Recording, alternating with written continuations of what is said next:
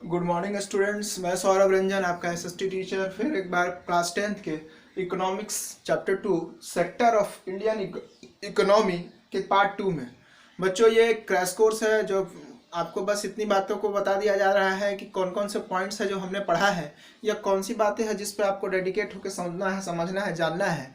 और बच्चों आपको ये जो पॉइंट्स मैं इस क्रैश कोर्स में बोलता हूँ, इन पॉइंट्स को मैच करना है अपने माइंड में कि मुझे ये पॉइंट आता है या नहीं।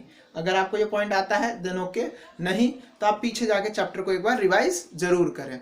अच्छा, कुछ नए फॉर्मेट्स गए हैं आपको कि सिलेबस चेंज हुआ है, ये तो उसको ज़रा मैच कर लीजिएगा। बहुत सारे चैप्टर को सीबीएसई ने हटा दिया है, रिमूव कर दिया है, तो वो आपके जो कोऑर्डिनेटर सर हैं वो आपको मैसेज करेंगे, तो आप उसको एक बार मिला लेंगे। ठीक है बच्चों, चलिए तो स्टार्ट करते हैं क्लास 10th के इस चैप्टर में। और इससे पहले कि हम कुछ भी बोले, आपको मैंने पीछे के थोड़े से पार्ट्स, थोड़ी सी बातों का रिवीजन करा देना है। आपने मेरे साथ primary sector, tertiary sector, secondary sector, इनकी बात की थी। आपने मेरे साथ जीडीपी तक की बात की थी कि जीडीपी क्या होता है क्या नहीं। अब जो हम यहाँ बात करने वाले हैं, इसमें हम बात करने वाले हैं कि जो तीनों सेक्टर्स हैं इसमें जो ग्रोथ है वो सबका अलग है। एजुकेशन एम्प्लॉयमेंट की बात करें तो सबसे मैक्सिमम एम्प्लॉयमेंट जो है प्राइमरी सेक्टर में आता है। अभी भी more than half Indian population are just engage in primary sector. थोड़ा कम 26-27% सेकेंडरी सेक्टर में लोग एम्प्लॉयड हैं। और तीसरी जो बात आती है वो है कि हमारे टर्शियरी सेक्टर में भी लोग हैं, लेकिन बहुत कम है, इनका नंबर बहुत कम है। तो एम्प्लॉयमेंट तो तीनों जगह है, लेकिन सबसे ज़्यादा अगर कोई एम्प्लॉय कर रहा है, सबसे ज़्यादा एम्प्लॉयमेंट देता है तो प्राइमरी सेक्टर, सबसे कम देता है तो टर्शियरी। अब किसी भी सेक्टर को सिर्फ एम्प्लॉयमेंट के बेसिस पे नहीं मेज़र करते हैं, हम ये भी देखते हैं कि इसमें जो है इनकम किस में ज़्यादा है। तो हम इनकम के बेसिस पे एक बार जब बात करते हैं तो हमारा जो रिजल्ट है वो ये आता है कि इनकम के बेसिस पे टर्शियरी सेक्टर सबसे ज़्यादा रिटर्न देता है, सबसे ज़्यादा इनकम देता है। सेकेंडरी सेक्टर फिर बीच में है, और प्राइमरी सेक्टर हमारा इनकम के लिहाज से बहुत कम है। हमारे किसानों की क्या हालत है, क्या इनकम है, आप समझते होंगे। अब मैंने जो पीडीएफ तैयार किया है इसका, इस पीडीएफ में एक आपको जो दिया है,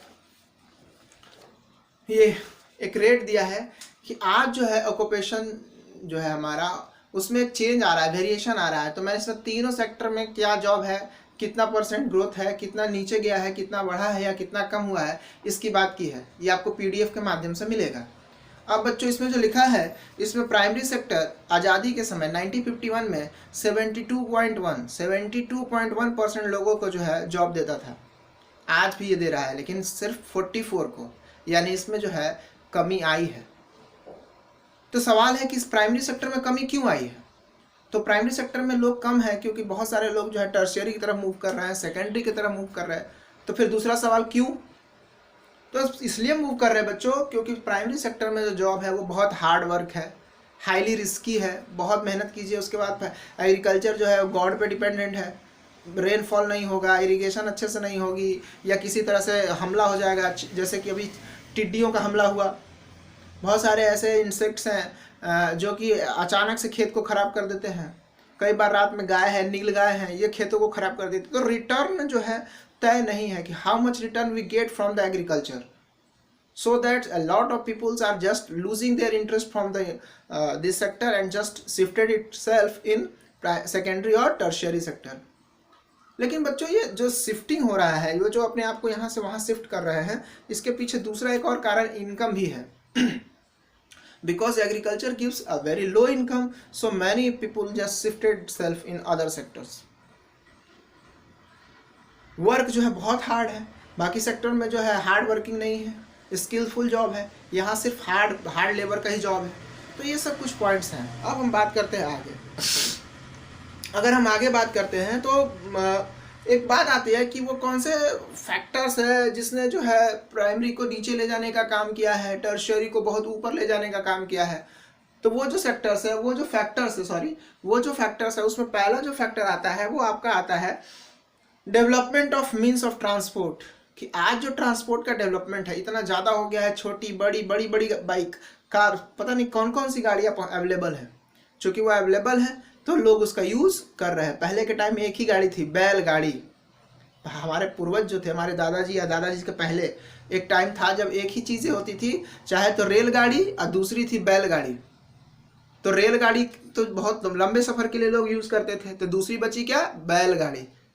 और उसके बाद अगर कुछ बच जाता था तो पानी के जहाज चलते थे।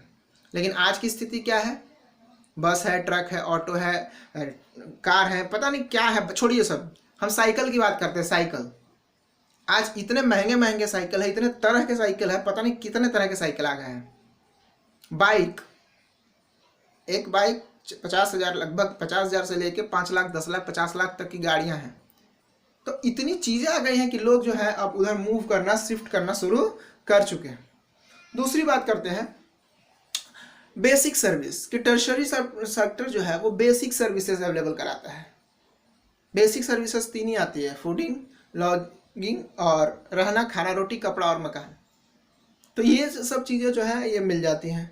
अच्छा, न्यू सर्विसेज, तीसरा पॉइंट है कि ये सब न्यू सर्विसेज है। बहुत से टर्शियरी सेक्टर के जो सर्विसेज हैं बिल्कुल नए हैं, तो एडवेंचरस लगता है, लोगों को अच्छा लगता है, तो लोग उसको जोड़ते जाते हैं, अपने आप में ऐड करते हैं।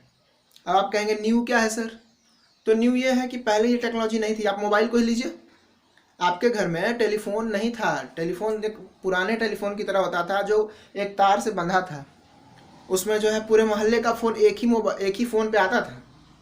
आज की स्थिति क्या है, आज टेक्नोलॉजिकल चेंज हुआ, नई चीज़ें आई हैं, मज़ा आ रहा है, एडवेंचरस है। क्या भाई, हाथ में मोबाइल, अब तो मजाक हो गया है, घड़ी में मोबाइल। तो अब क्या है कि बहुत सारी ऐसी चीज़ें आती हैं जो लोगों को अट्रैक्ट करती है, जिसके चलते सर्विस सेक्टर की डिमांड बढ़ रही है। और यही कारण है कि वहाँ एम्प्लॉयमेंट भी बढ़ रहा है। जब डिमांड बढ़ेगा तो वहाँ लोग और इंगेज हो रहे हैं, एम्प्लॉयमेंट बढ़ रहा है। अब आते हैं बच्चों कि सरकार जो है वो ज़्यादा से ज़्यादा एम्प्लॉयमेंट देना चाहती है। आज भी इंडिया में बहुत हद तक जो है अनएम्प्लॉयमेंट है, बहुत तरह की अनएम्प्लॉयमेंट है। आपने पीछे भी देखा है, 9th क्लास में भी पढ़ा है कि डिस्गाइज्ड अनएम्प्लॉयमेंट है, सीजनल अनएम्प्लॉयमेंट है, आपका जो हिडन अनएम्प्लॉयमेंट है, आपका जो है स्ट्रक्चरल अनएम्प्लॉयमेंट है, पता नहीं कितने तरह के अनएम्प्लॉयमेंट है। तो गवर्नमेंट की जो रिस्पॉन्सिबिलिटी है वो ये भी है कि लोगों को एम्प्लॉय किया जाए, लोगों के पास जॉब अवेलेबल कराया जाए।